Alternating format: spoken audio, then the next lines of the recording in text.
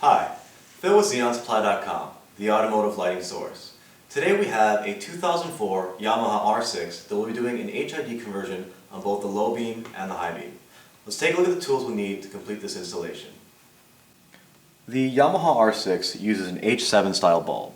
Here we have a standard XenonSupply kit. It comes with the two H7 bulbs, 4300K, two ballasts, and the wiring harnesses for them. The tools we'll need are a 10mm socket and socket wrench, Phillips head screwdriver, a 5/32 Allen wrench, and optional a step drill for the grommet. In order to get access to the headlights, we need to remove a small portion of the fairing. This will require the 5/32 Allen wrench and removal of these two bolts here. Now the removal and installation process are the same on both sides.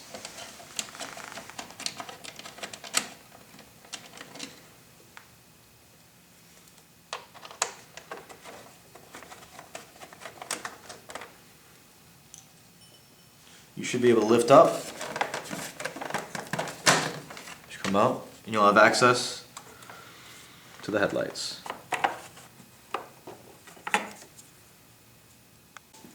In order to get access to the ballast mounting location, we're going to have to remove this front windscreen. Now there are 4 bolts here and here, as well as 4 10mm bolts holding the mirrors on that need to be removed.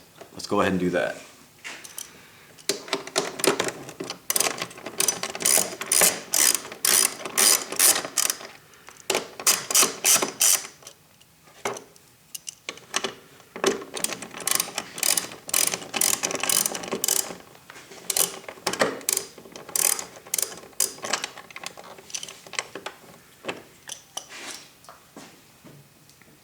Do the other side.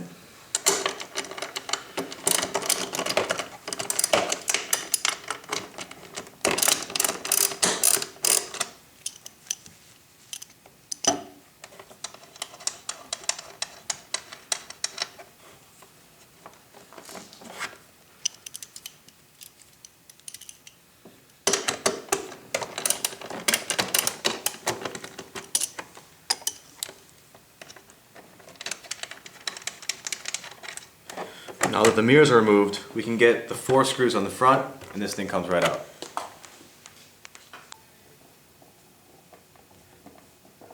Once you take out the last screw, the windscreen should come up and out.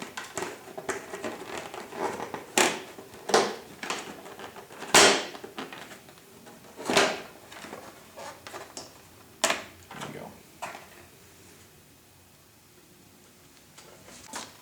Because the new HIDs have wires that run outside of the headlight housing, we are going to need to drill a 1-inch hole into the dust cover with a step drill or a 1-inch hole saw, and make room for the grommet that's going to keep the dust and moisture out. Now this is an optional installation step. Some people choose not to do it. We recommend that you do.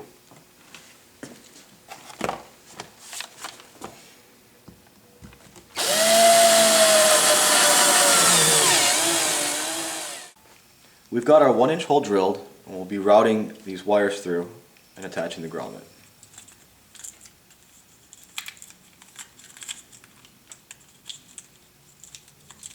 The grommet should pull through and rest right there. We can now go ahead and install the new HID bulb. Now, in order to remove the old halogen bulbs, you need to first remove the H7 connector. Jiggle it and pull back, and it should come out.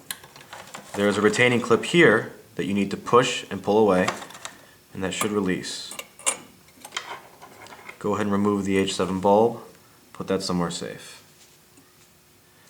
Now the new H7 bulb for the HID can go in just the same.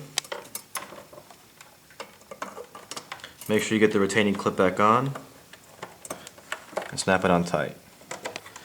Now the H7 connector here, typically the left side is the power wire and the right side is the ground wire.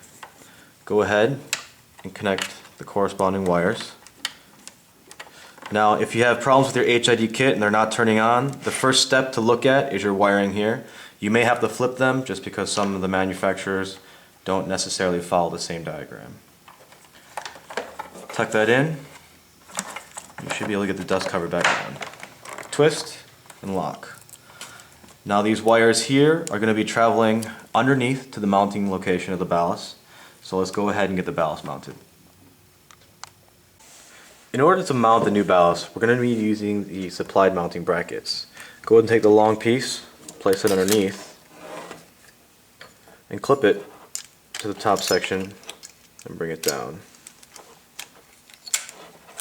There is a Phillips head screw and nut you'll be using to attach the two pieces together. Go ahead and tighten that one. We should be good to go. We'll be mounting the ballast on either side of the wiring harnesses leading up to the gauge cluster. As you can see, we've already taken the HID wiring from the bulbs and brought them through the center here. You are going to want to route the longer cable from the ballast through, as well as connect the cable here. Make sure it snaps into place.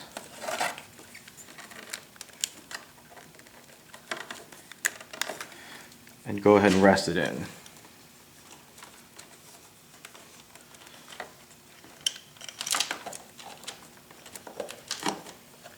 Do the same with the second one.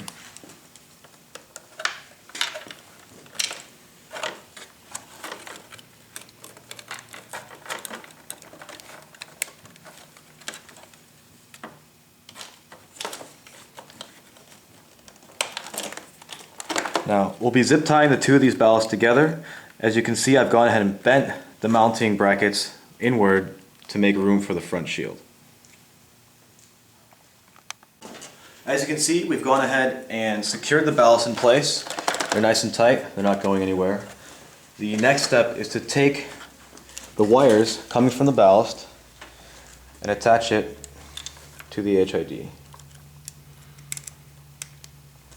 You're going to want to make sure to take the supplied zip ties and secure all your wiring in place so that as you turn the wheel, they're not binding at any spot.